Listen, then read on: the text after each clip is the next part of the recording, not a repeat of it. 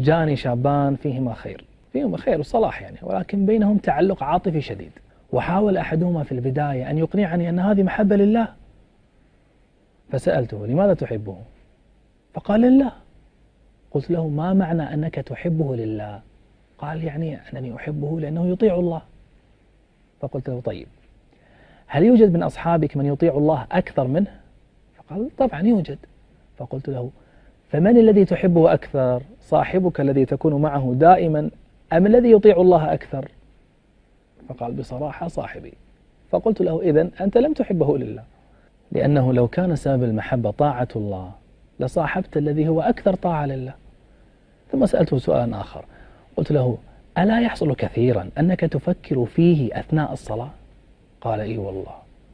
فقلت له: إذن أنت تحبه من دون الله، لو كنت تحبه لأجل الله لما تركت الله وأنت بين يدي وتوجهت بقلبك إلى صاحبك. ثم أخذت أتحاور معه بكل صراحة وأقول له: ألا يحصل أن تحزن على زعله وخصامه أكثر من حزنك لو غضب والداك أو أحد أرحامك عليك؟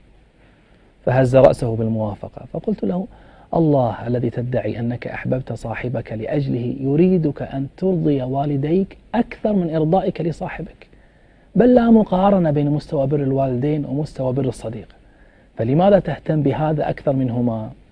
واضح أنه تلبيس إبليس يا أخي، إبليس الذي يريك المحبة التي هي من دون الله على أنها محبة لله، وكثير من الناس مفتون بذلك ويصدق نفسه أنه يحبه لله، ويطبق أحاديث فضل المحبة لله على نفسه وعلى صاحبه.